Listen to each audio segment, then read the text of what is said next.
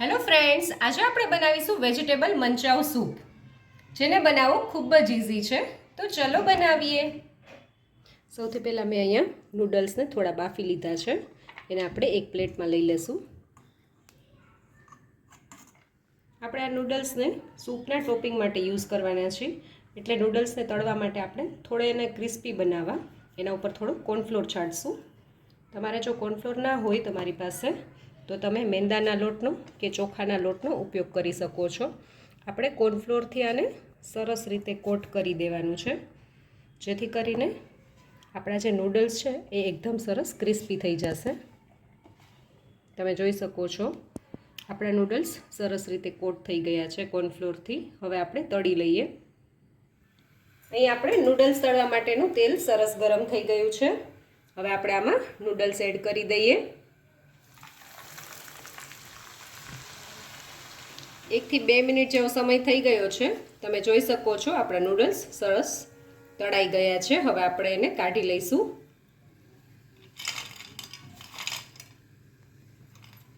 હવે આપણે બાકીના નૂડલ્સને પણ તળી લઈશું.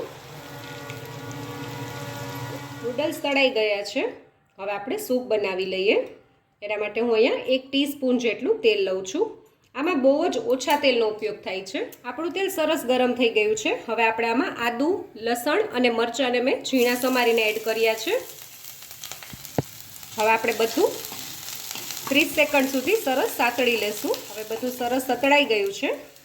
હવે આપણે એક ઝીણી સમારેલી લીલી ડુંગળીને મેં આમાં એડ કરી છે. તમારી પાસે જો લીલી ડુંગળી ના હોય તો તમે જે બીજી ડુંગળી આવે એને બી ઝીણી સમારીને એડ કરી શકો છો.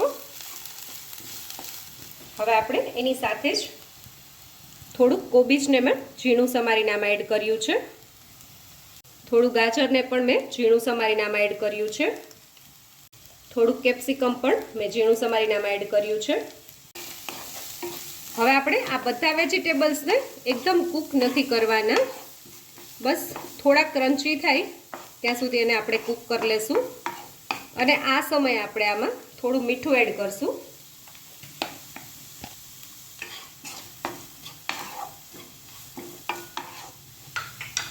થોડો મરી પાવડર પણ આપણે આમાં એડ કરી દેશું. આમાં ખૂબ જ ઓછા મસાલાનો ઉપયોગ થાય છે. અને હવે આપણે બધું સરસ મિક્સ કરી લેશું અને થોડું ચડવા દેશું. 3 થી 4 મિનિટ જેવો સમય થઈ ગયો છે. આપણા જે વેજીટેબલ્સ છે એ થોડા ચડી ગયા છે. આપણે આને એકદમ કૂક નથી કરવાના, બસ આટલા જ કરવાના છે. હવે આપણે આ સમયમાં 1 ટેબલસ્પૂન જેટલો રેડ ચીલી સોસ એડ કરશું. એની સાથે જ આપણે 1 ટેબલસ્પૂન જેટલો સોયા સોસ એડ કરશું. તીખાશ તમે તમારા ટેસ્ટને અકોર્ડિંગ પ્લસ માઇનસ કરી શકો છો. હવે બધું સરસ મિક્સ કરી દેશું. અને આ સમયે આપણે આપણો જે આ વેજીટેબલ્સ છે એમાં પાણી એડ કરશું. હું અત્યારે આમાં 3 કપ જેટલું પાણી એડ કરી રહી છું.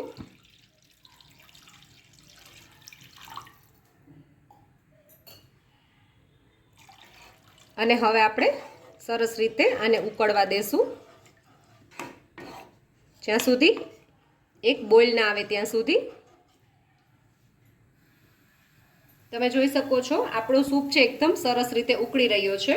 હવે આપણે સૂપને એકદમ સરસ ઘાટો કરવા માટે કોર્નફ્લોરની સ્લરી બનાવી લેશું. તો એના માટે હું અહીંયા 1.5 ટેબલસ્પૂન જેટલું કોર્નફ્લોર લઉં છું. અને હવે આપણે આમાં થોડું પાણી એડ કરી દઈશું. અને એમાં બિલકુલ લમ્સ ના રહે એ રીતે આપણે આની સ્લરી બનાવવાની છે.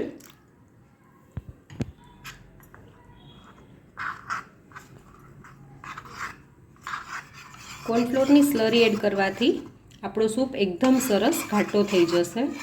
તમે જોઈ શકો છો સેજ પણ લમ્સ નથી રહ્યા. હવે તમે જોઈ શકો છો આપણો જે સૂપ છે એમાં સરસ 1 થી 2 ઉભરા આવી ગયા છે અને સરસ ઉકળી બી રહ્યો છે. હવે આ સ્ટેજ ઉપર આપણે જે સ્લરી બનાવી છે એ આમાં એડ કરી દેશું. અને સ્લરીને આપણે થોડી કરીને એડ કરવાની છે, જેથી કરીને સેજ પણ ગઠ્ઠા ના પડી જાય.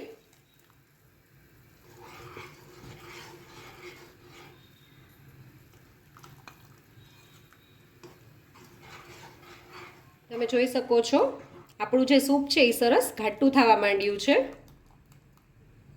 હવે આપણું સૂપ ઓલમોસ્ટ રેડી થઈ ગયું છે. આ સ્ટેજ ઉપર આપણે આમાં થોડા બાફેલા નૂડલ્સ એડ કરશું.